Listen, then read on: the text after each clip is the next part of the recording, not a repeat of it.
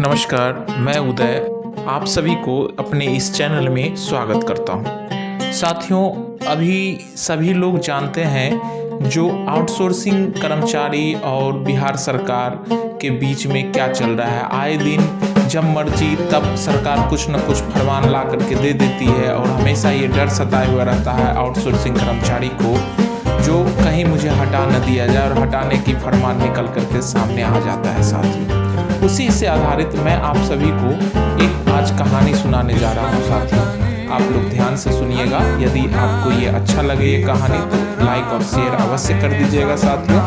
और आप यदि इस चैनल पे नए हैं तो इस चैनल को सब्सक्राइब अवश्य कर लीजिएगा साथियों। तो चलिए डायरेक्टली हम उस कहानी पे चलते हैं। कहानी का शीर्षक है चालाक व्यापारी की बेटी।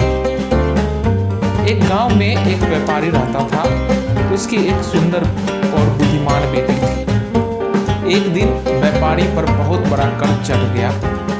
यह कर्ज गांव के ही एक धूर्त और लोभी साहूकार का था। जब व्यापारी कर्ज चुकाने में असमर्थ रहा तो साहूकार ने एक षड्यंत्र रचा। उसने पूरे गांव को इकट्ठा किया और व्यापारी के घर पहुंचकर कहा, अगर तुम मेरा कर्ज नहीं चुका सकते तो अपनी बेटी की शादी मुझसे कर दो। व्यापारी मजबूर था और चुपचाप खड़ा रहा। उसकी बेटी यह सब भीतर से सुन रही थी।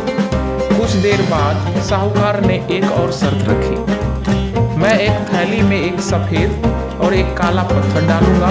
तुम्हारी बेटी को उनमें से एक पत्थर निकालना होगा। अगर उसने सफेद पत्थर निकाला तो कर्ज माफ हो जाएगा और शादी की कोई बात नहीं होगी। लेकिन अगर काला पत्थर निकला तो कर्ज माफ होगा, लेकिन उससे मुझसे शादी करनी पड़ेगी। लड़की ने यह चुनौती स्वीकार कर ली, लेकिन उसने ध्यान दिया कि साहूकार ने धोखे से दोनों काले पत्थर थैली में डाल दिए थे।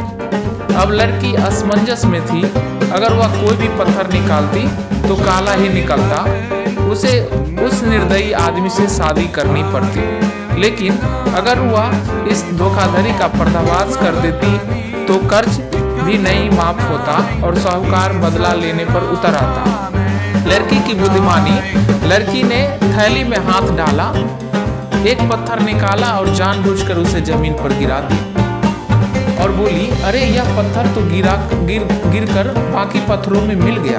अब कैसे पता चलेगा कि मैंने कौन सा पत्थर निकाला था? उसने तुरंत सुझाया, थैली में जो दूसरा पत्थर बचा है वही देख लो। अगर यह काला है तो इसका मतलब मैंने सफेद पत्थर निकाला होगा। गांव वालों ने थैली में देखा, उसमें सिर्फ काला पत्थर था। इसका मतलब यह था कि लड़की ने सफेद पत्थर निकाला था। नतीजा क्या हुआ? साहूकार का धोखा किसी को समझ में नहीं आया। व्यापारी का कर्ज भी माफ हो गया।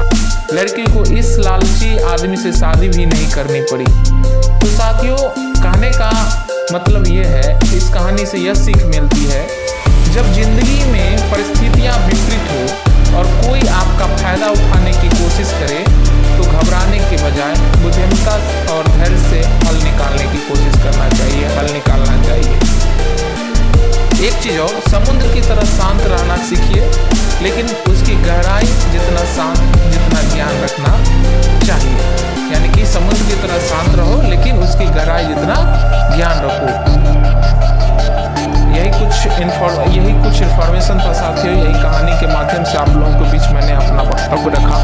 अभी जो हम सभी लोग जान रहे हैं, जितने आउटसोर्सिंग कर्मचारी हैं वो नियमित आदमी से, नियमित कर्मचारी से तो ज़्यादा काम करते हैं, बजाय उनको पैसे भी कम मिलता है, सैलरी भी कम मिलता है और वो सारी सुख सुविधा भी नहीं मिलता है।